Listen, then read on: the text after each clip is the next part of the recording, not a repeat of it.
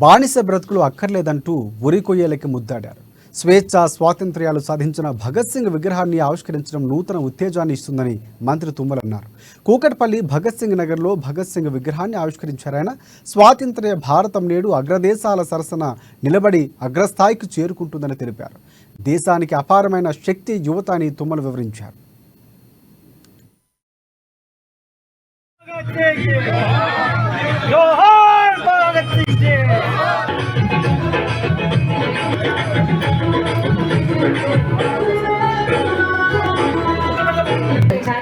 భారతదేశంలోనే అతిపెద్ద నియోజకవర్గం మల్కాజ్గిరిలో గెలిపించి సోనియా గాంధీ గారి యొక్క ఆశీస్సులతోటి ఆయన పిసిసి రథసారథిగా రాష్ట్రానికి ఇచ్చే స్థాయికి మన రేవంత్ రెడ్డి గారు రావటం ఈ రాష్ట్రం యొక్క సుపరిపాలనకి ప్రజాపాలనకి అంకురార్పణ జరిగింది.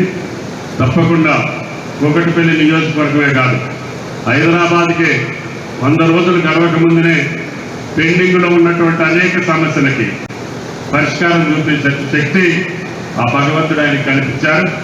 మీరు మొన్ననే చూశారు, రాజీవ్ మార్గ్ కానీ, హైవేస్, కారిడార్స్, స్కైవేస్ అన్నింటి కూడా త్రిపురాలు, వీటన్నింటి కూడా ఆ రోజుల్లో R&B మంత్రిగా నేను ప్రతిపాదించినప్పటికీ గత ప్రభుత్వం యొక్క నిర్లక్ష్యం వల్ల, వాడి యొక్క పరిపాలన లోపాల వల్ల వీటన్నింటినీ సాధించుకోలేకపోయాం.